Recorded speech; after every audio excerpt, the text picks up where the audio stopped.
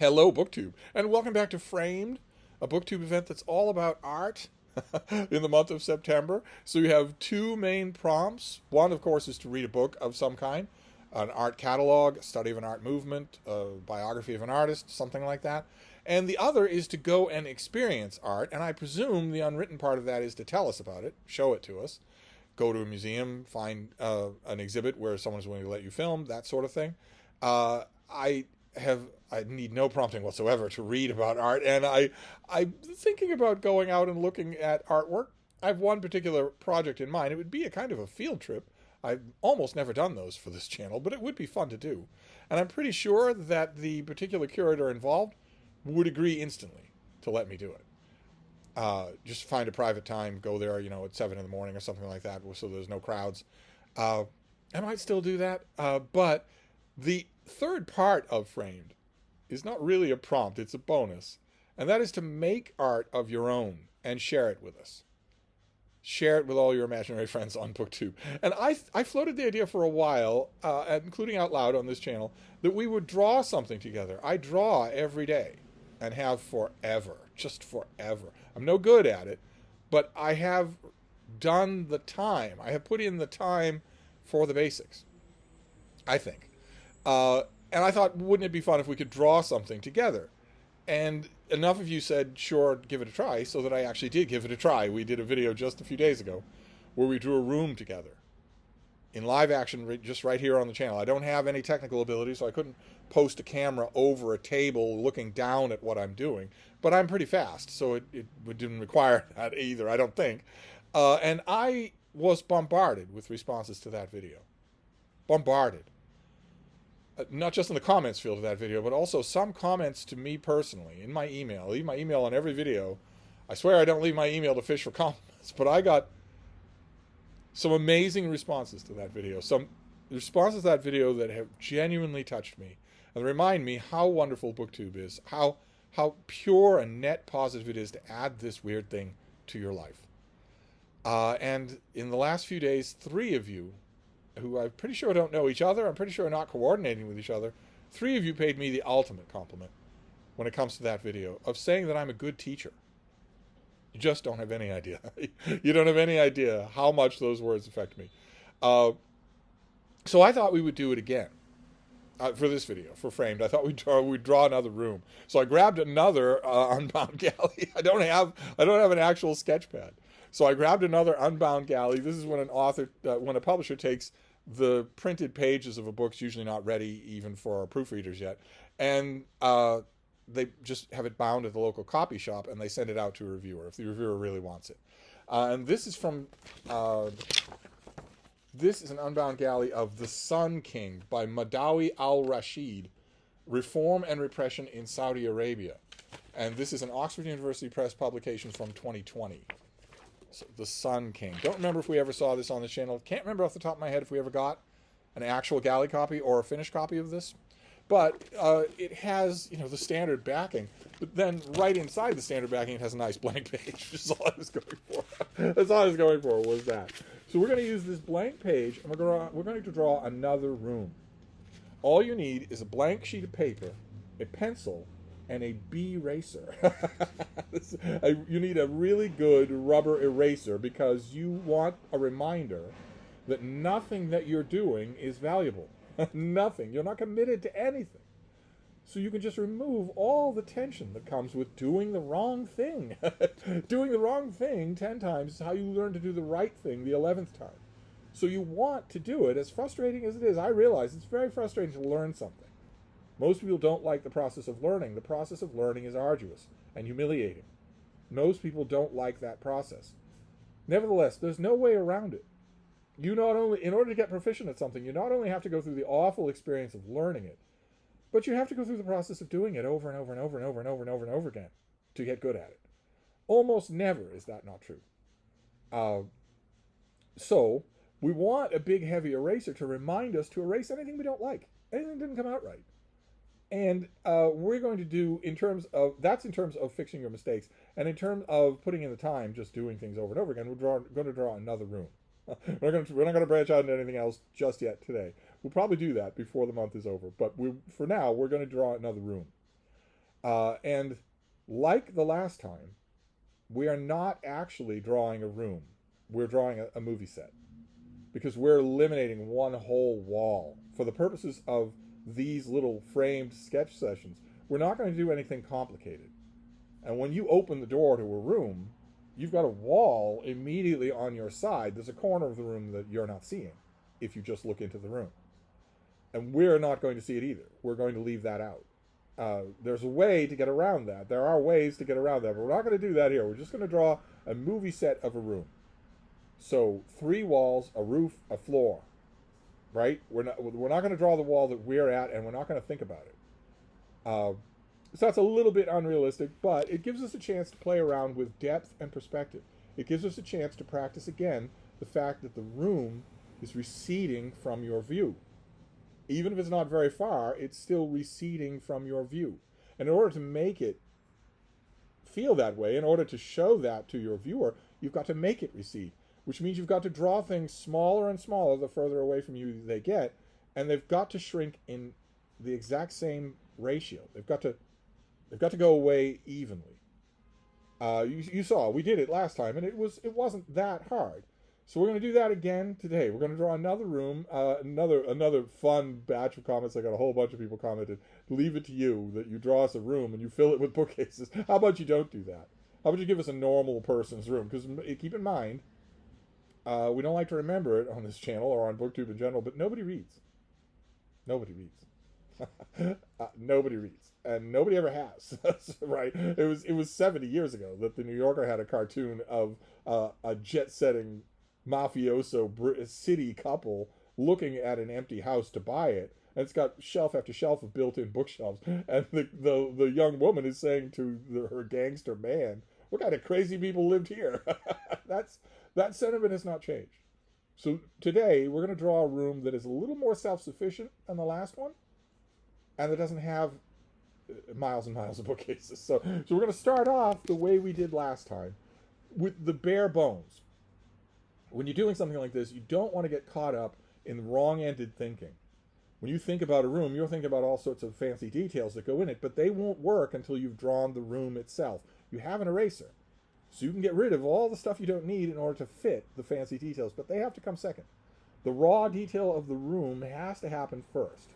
So that's what we're going to do. We'll do the raw detail of the room to start with, which is, for our purposes, keep in mind, it's 3 walls and a roof and a ceiling. So we'll, once again, we will give that back wall. The back wall is the only thing that we don't have to worry about for perspective. So once again, we will give that back wall a window, so that we don't have to think about perspective when it comes to windows. In later pictures, we will, I'm just straightening lines here. In later pictures, we will put windows on the side walls. But for right now, we're just going to put a window on the back wall. And we will make that window a little different. Well, let's make the window, we had just an ordinary rectangular window with 4 panes last time. Let's make it a little different now. We'll give it a windowsill. And we'll give it shutters.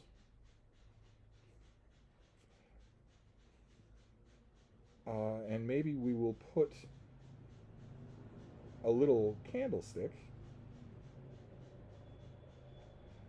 on the windowsill.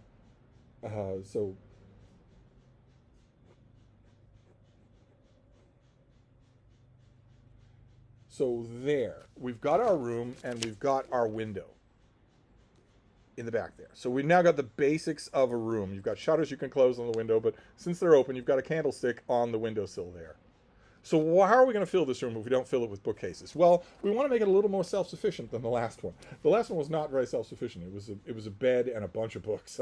So let's give this room a fireplace.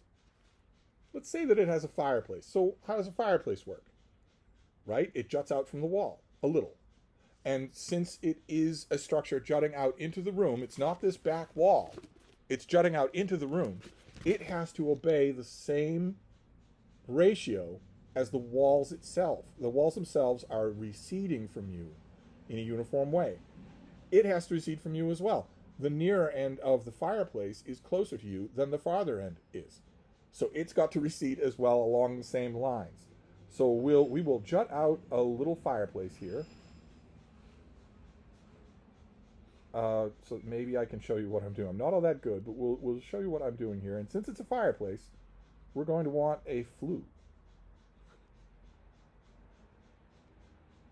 So let's do that. Let's give it a flue. I'll try to draw this a little darker so that you can see what I'm talking about. And we want to add lines to give it perspective. So since the fireplace is jutting out into the room, it's going to block off, it's going to obstruct one of the floor lines that we drew. Just get rid of it. Just get rid of that floor line. And instead give the fireplace a mouth. And then you want to add shadow lines to give it depth. So, roughly speaking, there you go. You have added a fireplace to the room. Now, see what I mean? This is closer to you than that. And the opening, the mouth of the fireplace, is also receding away from you, so it has to be angled the same way. Even the flue up top has to do the same thing. So now you've got a fireplace, and if we wanted to, we could add a stacker of wood right here, but it would also have to extend to you. So now we have a way to heat the room. But what are we heating? Well, we're going to need a bed, right? Obviously, since we've got a bedroom, we're going to need a bed. So let's draw the bed in a different place than we had it last time. Let's draw the bed by the window. And we'll make it very simple, and we will remove these obstructing lines as much as we can. This is all very, very rough. Don't have to worry about the roughness. You can fix it all later. You've got an eraser, so you can fix it all later. Here, let's clean this up a little.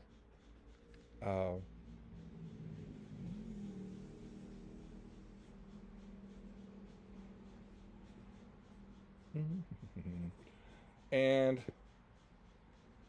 this bed is not looking very comfortable, and I'm tempted, you will be tempted, to change that to make it look comfortable, but you shouldn't, because that's a little detail. You can add that later.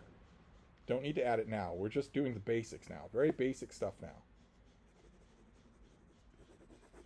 So let's add some a little bit of line work to give this a little bit of depth, and there you go. You now have a bed at the end of the room next to the fireplace, thereabouts. But we want this room to be even more self-sufficient. Even more, it doesn't have any bookcases so far. If we wanted to, we could make, again, like we did last time, a little alcove of books up at the top of the bed. And realistically, that would probably be where the candlestick would be, on that shelf up by the top of the bed. So you reach up to grab your books here.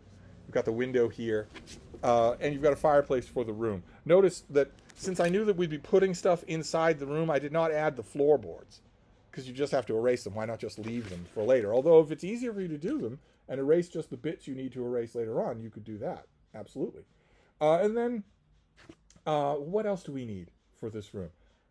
Well, a table to work at. You're not going to work in bed. What kind of a barbarian works in bed, right? So we'll add the last thing that we'll do here is add a table, and we'll put it closer to us than anything else in the room to give more of an idea of the depth of the room.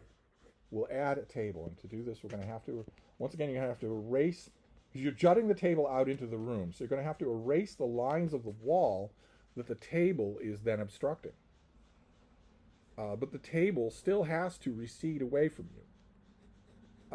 And so do the legs, which is a whole nother thing. The legs of a table or a chair can be tricky because you've got to figure out where they are. See, so there is just a very basic table. You see what I mean here. That leg is almost entirely obscured, but it has to be equal to this leg, and they have to be behind these legs, so to speak, as the table recedes into the room. So there we have built a bare bones room, but it is a little bit bigger. Now, see here, we can, if we want, add the floorboards. You've got stuff in the way because you've been putting stuff in the room, but you can add them. It's not that hard. And keep in mind, these can be wobbly. because you're going to change all of this. You want to make this an old room with cobwebs up at the top there, you can. And also over here by the fireplace, what if there's a door that leads somewhere else, maybe to a bathroom, a little bathroom? Then you're starting to build out this room. And once you've got the basics here, you will want to add coverings to the bed. You'll want to add maybe a painting to the wall. You'll definitely want to add stuff to the table. And I haven't put the chair in there, but you would of course want a chair or a stool here. It would just be obstructing what we're doing, so I haven't put it there, but you would. And you would also, for the fireplace, you would want to add brickwork. Maybe, if you wanted it to be brickwork. And that involves, you draw a parallel lattice work of lines, and then add irregular lines, vertical lines for brickwork to make the bricks. Again, you would tidy that up, but that's how you would do it. That's how you do it for brickwork. And keep in mind, when you're drawing the parallel lines, like for instance, if you want the flue to be brickwork, they also have to recede from you. Everything that is moving, that is horizontal, has to be receding from you in the same way, or it's going to stick out when you finish it. So everything that's at a line like that has to be receding away from you. And then once you've got those lines, you could add in the vertical lines to make the brick effect. And there we have another room with hardly any books to be found. They're right up at the top of the bed, but otherwise no. And no cats in the room either. A number of you suggested that I add a cat to a room. So there we go. That is another room to draw for Framed. And the reason that I'm doing another room now, a different kind of room, is because it's, as you could see, largely the same lessons, if you want to use a didactic term there. It's largely the same lessons. And that's the only way that you get fast and relatively good at anything, is to do it over and over and over again. So it doesn't do any good to say, well, yesterday I drew a room, so I've got that. You don't. You don't. You need to do that hundreds and hundreds of times. And then you will have it, and you'll still be able to innovate on it. So we've done 2 rooms. I'm tempted to do a 3rd room next time. Or we can move on to something else. The number one request that I got via email is anatomy, human anatomy, drawing a person, which is pretty complex. It's far more complex than a room, but we can give it a try. I just think it's a lot of fun to practice with the basics. And I want to stress that you can do the same thing. I want to underscore the point that I made last time, which is that there is no such thing as creative people and uncreative people. That is not true. There is no such thing as that. That distinction is not real. There are people who have exercised their creative muscles, regardless of what those muscles are, and there are people who aren't, who haven't exercised those muscles. That's it. That's the only difference. So you can do this. And one of the neat things about a room is you're going to have to train your hand to replicate what your eye is no longer aware that it's seeing. Your eye is noticing all the proportions of a room receding from you and receding evenly from you. Your eye is noticing all of that and has been your whole life. But you have to train your hand to duplicate that. And that's not easy to do. It requires practice. So what you could do is take your own Unbound Galley, flip it to the nearest blank page, sitting there right in bed or in your chair in the room, wherever you are, and draw that room, leaving aside the wall you're on. Just pretend that wall doesn't exist and draw the rest of that room. And just keep doing it. You don't have to move to do that. And you don't have to go to art school for that. Just keep doing it until it gets better and better. That's one of the reasons why I was starting with a room. But we can move on. We can move on to something else. But I don't know. I don't know. It's up to you. So I'll wrap this up for now. That is yet more artwork for Framed. And I will be back. Thank you, BookTube.